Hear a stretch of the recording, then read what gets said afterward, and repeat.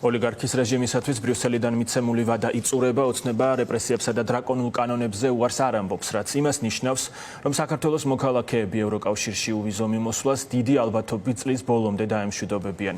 რეჟიმი უკვე ემზადება ამ სცენარის შემთხვევაში პასუხისმგებლობა სრულად ევროპულ ბლოკს, ოპოზიციას, სამოქალაქო საზოგადოებას და მედიას დააკისროს.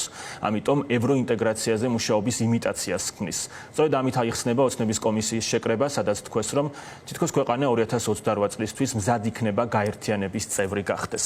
როგორია რეალობა? ქეთი ხუციშვილი სამოქალაქო საზოგადოების ფონდის დირექტორი გვერდება სტუდიაში. მოგესალმებით, მადლობა რომ მოხვედით ჩვენთან. თქვენ სამოქალაქო საზოგადოების ორგანიზაციებმა არაერთი განცხადება გაავრცელეთ ამ საკითხთან დაკავშირებით და თქვით, რომ საქართველოს მოქალაქეები არ უნდა დაისაჯონ, ქვეყანამ უნდა შეინარჩუნოს ეს ძალიან მნიშვნელოვანი სიკეთე, რომლითაც მოქალაქეები სარგებლობენ უკვე 2017 წლიდან. მაგრამ რეალობა არის სულ სხვაგვარი. პრინციპში ევროპულ გაერთიანებას არც რჩება სხვა გზა, რადგან ცნობილია რვანაბიჯი, რომელიც რეჟიმმა უნდა გადადგას, მაგრამ არანაირი პროგრესი ამ მიმართულებით არ არის. გამოდის, რომ ოცნებას სურს კიდევაც, რომ ასეთი სცენარი დადგეს.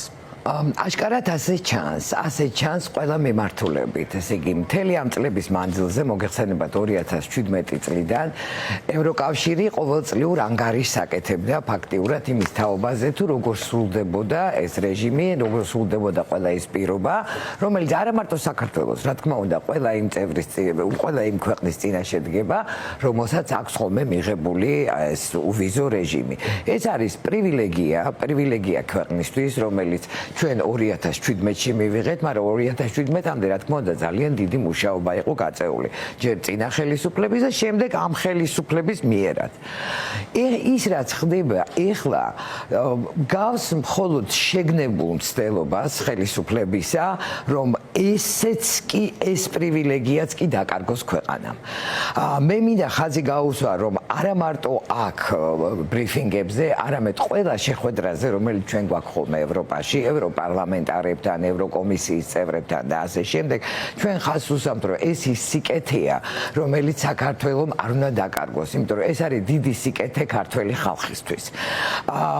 ის მას შემდეგ, რაც ფაქტიურად უვიზო რეჟიმი მივიღეთ, ჩვენ კარგად ვიცით, რომ არა მხოლოდ შესაძლებლობა წასვლის, სწავლის, არამედ შესაძლებლობა ამ მკურნალობის, უფასო მკურნალობის, შემდგომში უკვე გაჩნდა სამუშაო დროებით, სამუშაო ვიზების შესაძლებლობა, ეს ყველაფერი არის ის, რასაც ქართველი ხალხი ძალიან კარგად იყენებს და ეს არის დიდი სიკეთე. ის, რასაც აკეთებს ხელისუფლება ამ ბოლო ხანებში და რა თქმა უნდა, ერთი მიმართულება ეს იყო უვიზო რეჟიმი და მეორე მიმართულება თავად კანდიდატის სტატუსი და იქ პირობები, რომლებიც იქ იყო. აშკარად გავს შეგნებულ მცდელობას, რომ საქართველოს ეს ყველაფერი დაკარგოს. შესაძლოა ეს არის პირდაპირ ბრძანება რუსეთიდან, იმიტომ რომ ჩვენ თავის დროზე გვინახავს იანუკოვიჩმა როგორ არ მოაწერა ხელი, როგორ უარი თქვა საერთოდ ევროინტეგრაციაზე, რა თქმა უნდა, რუსეთის დავალებით იყო მსგავსი მოვლენები სხვა ქვეყნებშიც და სხვა ახსნა მე ყოველ შემთხვევაში არ მაქვს. ეხლა რა არის მნიშვნელოვანი, რა სიტყვის არაფერს ახალს ევროკავშირი ჩვენგან არ ითხოვს. ზუსტად იმ პირობების გაგრძელება, უпростоრად ზუსტად იგივეა, რაც იყო ამ წლების მანძილზე, მაგრამ თუ კი მაშინ მეტნაკლებად ხდებოდა დაცვა, იგივე ადამიანების უფლებების, პირად მონაცემთა უსაფრთხოების, თქვათ მოძრაობის გარკვეული უსაფრთხოების უზრუნველყოფის, სწორედ ის აღარ ხდება ეხლა. თელმა მსოფლიომ ნახა და ეს ყველაფერი ჩვენ ყველამ ნახეთ ღია ეთერში, როგორ ხდებოდა ადამიანის უფლებათა დარღვევა ქუჩებში, მიტინგების დროს, გამოსვლების დროს და ზუსტად ეს არის როგორც თვითონ დარღვევა და სწორედ ამაზე ლაპარაკობს ევროკავშირი. გამოხატვის თავისუფლების, შეკრების თავისუფლების, ასოცირების თავისუფლების, ასევე წამებისგან დაცვის უფლებისა. იმიტომ რომ სწორედ იმ დროს, როდესაც ხდებოდა მიტინგების დარბევა და დაშლა, ასევე ხდებოდა წამება ადამიანებისა, რომელშიც მათში მონაწილეობდნენ. ეს ყველაფერი ძალიან ღიაა, ეს ყველაფერი დაფიქსირებულია და ამაზე საუბრობს პირველ რიგში ევროპა. რომ უნდა მოხდეს ადამიანის ფუნდამენტური უფლებების დაცვა. ასევე თავისუფლება დისკრიმინაციისგან. მხოლოდ ამაზეა საუბარი. ხა ჩვენ ვნახეთ როგორი დაიწყო დეზინფორმაცია და პროპაგანდა ხელისუფლებამ და სახელმწიფო არხებმა. თითქოს და ევროპა ჩვენგან ითხოვს დაკანონებას LGBT ქორწინების ეს სიცრუე. პირდაპირ უნდა ვთქვათ, რომ ეს სიცრუე ეს ევროპას ჩვენგან არასოდეს მოუთხოვია. ცალკეულ ქვეყნებს მართლაც აქვთ ეს ქორწინება, მაგრამ ეს არის თითოეული ქვეყნის შეგნებული არჩევანი. იგივე მოთხოვნაა ადამიანის უფლებების დაცვა, თავისუფლება დისკრიმინაციისგან. ასევე საუბარია ანტიკორუფციული ბიუროს დამოუკიდებლობაზე და ეს ის ანტიკორუფციული ბიუროა, რომელიც ესეთი ინტენსივობით გვდევნის ჩვენ, მე გულისხმობ არასამთავრობო ორგანიზაციებს, ასევე საუბარია სხვა სტრუქტურებზე, რომლებიც თავის უშუალო საქმიანობას კი არ ასრულებენ, არამედ ადამიანის უფლებათა დარღვევაში არიან გადასულები და პოლიტპატიმრებზე. პოლიტპატიმრების რაოდენობა და სხვა შეს მე მინდა ვისარგებლო ამ შემთხვევით და მივესალმო მათ ყველას აქტივისტებს, რომლებიც დღეს ციხეში არიან და ასევე პოლიტიკურ ლიდერებს. თითოეული მათგანი დაჭერილია სრულიად ცრუ ბრალდებებით. ეს ნათელი გახადა სასამართლოებმაც და ამიტომ მოხდა ალბათ სასამართლოების დახურვა მედიისთვის.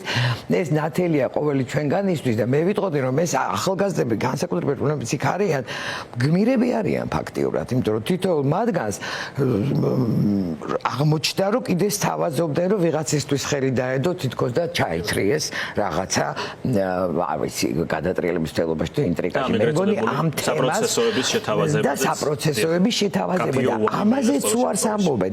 აი ეს არის საოცრება, რომ ამ ძიმე პირობებში ყოფნისას ისინი უარს ამბობენ ყველანაირ გარიგებაზე. მათთვის ეს იგი ღირსება, თავისუფლება და თავდადება გაცილებით უფრო წინ არის წამოსული, ვიდრე ყველაფერი სხვა, ვიდრე პირადი უსაფრთხოება, ვიდრე პირადი კეთილდღეობა.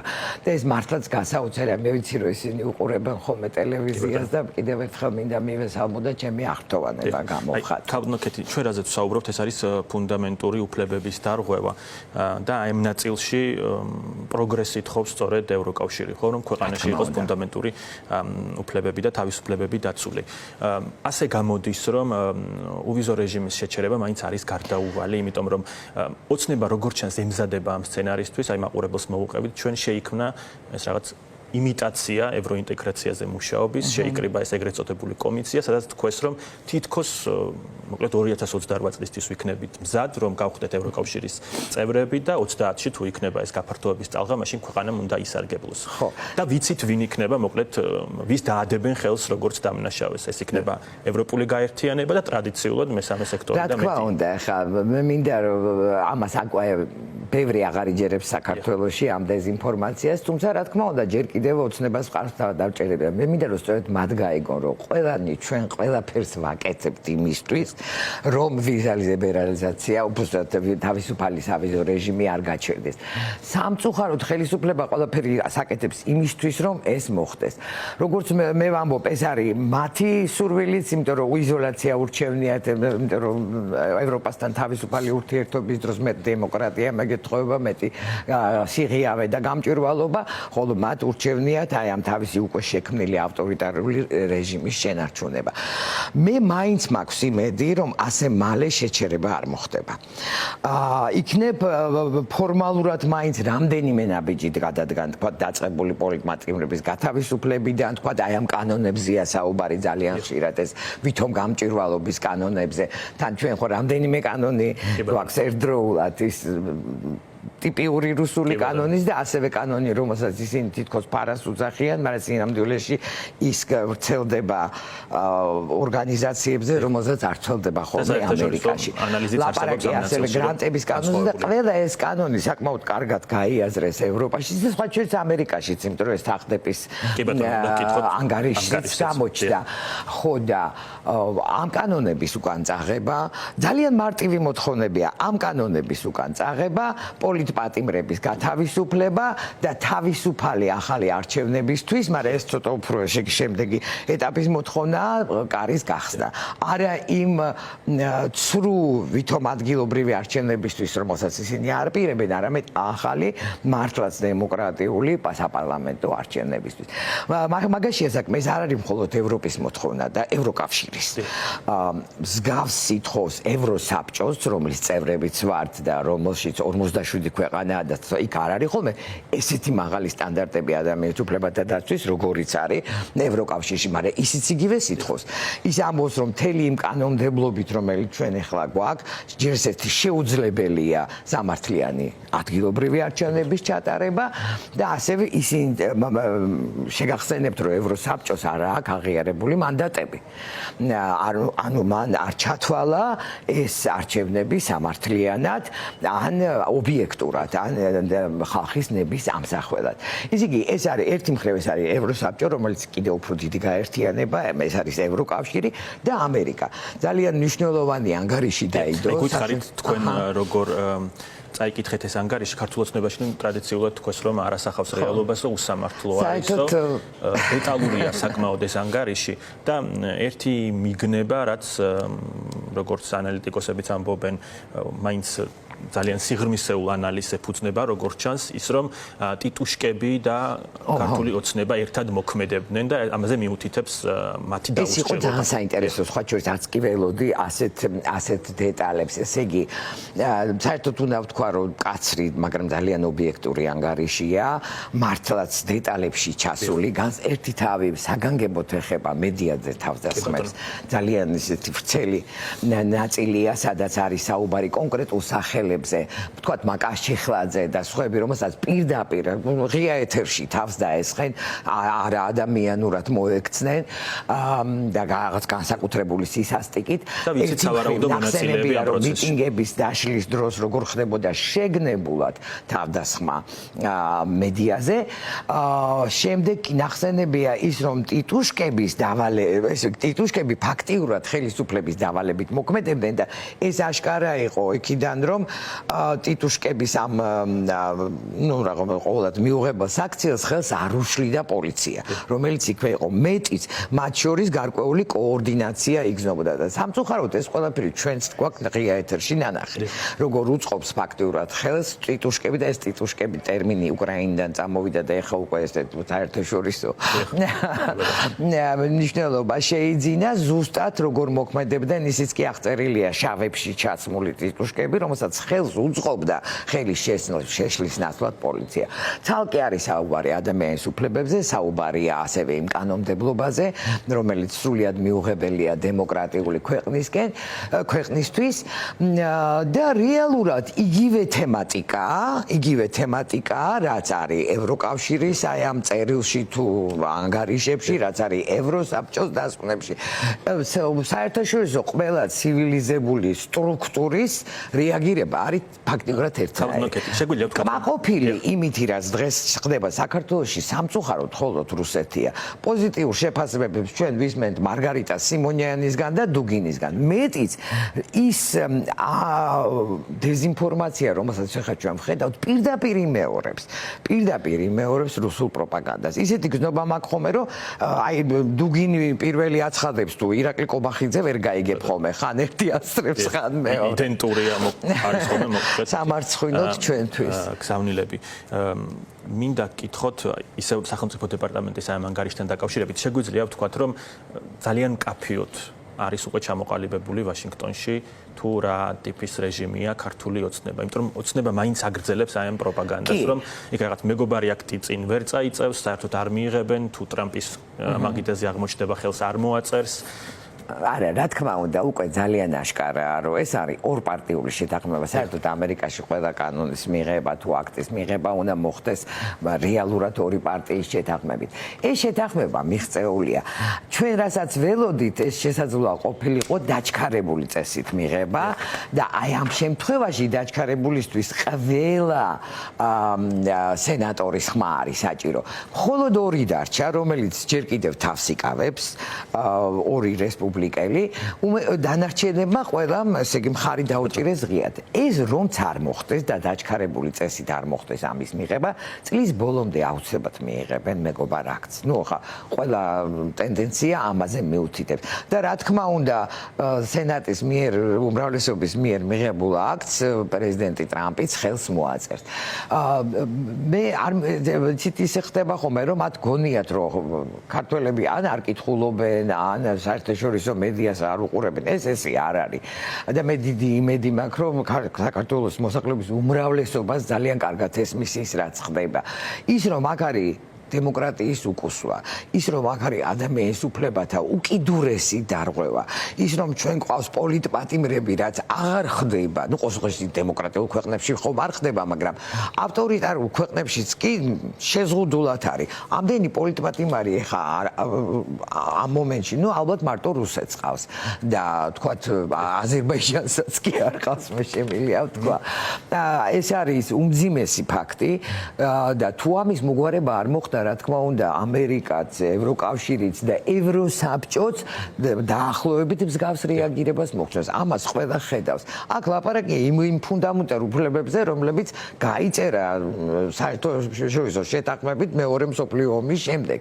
იმისი დარღვევა ხდება. ეს არ არის რა ლაპარაკი რაღაც სხვა ესე რაღაცა ნიუანსებზე, ანდეთ აქ არის ძირითადი უფლებები ადამიანებისა, რომელიც ჩვენ თვალწინ ირღვევა, რომელთა დარღვევაცაც ღია ეთერში ვხედავთ და ამას ხედავს მთელი მსოფლიო. კაბინეტი თქვენ თავად ახსენეთ ეს თვითმმართველობის არჩევნები გუშინ უთოოდირმა დაგვიდასტურა, მოკლედ საბოლოოდ, რომ ისინი არ დააკვირდებიან ამ პროცესს, ქართულ მოცნებამ არ დაპატიჟა და ახლა რომ შეიცვალონ პოზიცია, რაც ნაკლებად სავარაუდოა, მოკლედ ფიზიკურად, ტექნიკურადაც ვეღარ ჩაერთვებიან ამ პროცესში. გითხარით თქვენ როგორ ხედავთ ზოგადად ამ არჩევნებს, რომელმაც გამოიწვია ოპოზიციაშიც ასეთა სხვადასხვაობა, რაღაც ბანაკები გამოჩნდა. ჩემთვის ძალიან სამწუხაროა, რომ ხა მე ცალკეული პარტიების პოზიციებს არ განვიხილავ, რა თქმა უნდა, მაგრამ სამწუხაროა, რომ ოპოზიცია ამაზე ვერ შეთანხმდა. მე ჩემი დამოკიდებულება შემიძლია გამოვხატო, მე არ მჯერა, რომ რაიმე პოზიტიური ამ არჩევნებს ექნება. დავიწყოთ იქიდან, რომ წინა არჩევნების გაყალბების შემდეგ კიდევ უფრო გაუარესებულია მდგომარეობა. ამ მომენტში პოლიტიკური ლიდერები ციხეში არიან, არასამთავრობოებს ფაქტიურად დაგვიხურეს გზა მონიტორინგისთვის. აი მონიტორინგის პირობებშიც კი ბევრი რამ ვერ მოახერხეთ, იმიტომ რომ ძალიან აგრესიულად იქცეოდა ეს საარჩევნო ორგანოები, ცენტრალური საარჩევნო კომისიიდან დაწყებული. მეტიც მოხდა კანონის გაუარესება. სხვა შორის ევროსაბჭოს შეფასებებში ეს საგანგებოდ არის აღნიშნული. მოხდა კანონის გაუარესება, დამკვირვებლების უფლებების შეზღუდვა და მმართველი პარტიისთვის კიდევ უფრო მეტი, ასე ვთქვათ, პრივილეგიის მიცემა. ამიტომ რეალურად ეს არჩევნები თუ კი საერთოდ არჩევნებს დავარქმევთ, იქნება უარესი. ვიდრე საპარლამენტო, არა და საპარლამენტო საერთაშორისო შეფასებით იყო დარღვევებით სავსე, არასამართლიანი და არც თუ თავისუფალი. ამიტომ ჩემთვის ცოტა გაუგებარია, როცა ოპოზიციის ნაწილი აპირებს ამ არჩევნებში მონაწილეობას, მაგრამ რა თქმა უნდა ეს მათი გადაწყვეტილებაა. და ბოლოს მინდა გკითხოთ, რაზეც დავიწყეთ პრინციპში საუბარი, დასავლეთის როლი როგორი უნდა იყოს, როდესაც ვშაუბრობთ საქართველოში არსებულ ამ კრიზისზე. ხშირად ახსენებდნენ ხოლმე ჩვენი პარტნიორები რუსეთს, ბელარუსის სცენარს, როდესაც საქართველოზე საუბრობდნენ, მაგრამ აქ რაღაც შეიძლება ითქვას განსხვავებული სცენარიც გვაქვს, რაც თქვათ პუტინმა და ლუკაშენკომ, რასაც მოანდომეს წლები, აქ რაღაც 2-3 თვეში მოწყვეტით ჩაკეტეს. ამიტომ არის ეჭვი, რომ აქ პირდაპირ FSB-დან არიან მრჩევლები, თუ უკვე ინსტრუქტორები, რომლებიც დავალებებს აძლევენ, იმიტომ რომ ის რაც პუტინმა თქვათ 2012-დან დაიწყო და 2020-იანებში დაასრულა, მთელი ამ კანონმდებლობით, განსხვავებული აზრის დევნით, იქ სოციალური ქსელების მონიტორინგით თუ შემდგომ რასაც ჩვენ გაოცებით უყვებოდით ერთმანეთს, რომ თურმე რუსეთში ვიღაც დაუჭერიათ პოსტის გამო, თურმე აზრის გამოთქმის გამო ბელარუსში თქვათ ადამიანი ციხეში ჩააგდეს, ზუსტად იგივე ხდება აქ, მაგრამ ეს ყველაფერი აქ მოხდა ძალიან დაჩქარებულად. რეალურად, ეხლა რა თქმა უნდა ჩვენ დემოკრატიულ უკუსვაზე ლაპარაკობთ უკვე რამდენიმე წელია, მაგრამ ძალიან ინტენსიურად ეს დაიწყო 2022 22 წლიდან. იმ დღიდან, როდესაც რუსეთმა ომი დაიწყო უკრაინაში. არ ვიცი, რაღაც საგანგებო ინსტრუქციები მოვიდა, საგანგებო დააშინეს ეს ხელისუფლება თუ რა მოხდა, მათ დაიწყეს პირდაპირ უკვე დაუფარავისვა რუსეთისკენ, დაუფარავისვა ავტორიტარიზმისკენ და ჩვენ ყველანი მედია, სამოქალაქო საზოგადოება, ეს ჩვენ თავისუფლების მოყარე ახალგაზრდები, აქტივისტები ვცდილობთ რომ ამას წინააღმდეგობა გაუწიოთ, მაგრამ არც თუ ისე ადვილი აღმოჩნდა. ეს უნდა ვაღიაროთ. საინტერესოა რომ ხშირად ვადარებთ უკვე ბელარუსს სამწუხაროდ. მართლა ვერ წარმოვიდგენდი ამას რამდენიმე წლის წინაც კი, მაგრამ ლუკაშენკო უფრო ეშმაკი მოთამაშეა. ეხლა ჩვენ ნახეთ როგორ გაუშვა, ყველა არა რა თქმა უნდა, მაგრამ გარკვეული ჯგუფი პოლიტპატიმრებისა მოხდა შეთანხმება ამერიკელებთან და გაუშვა.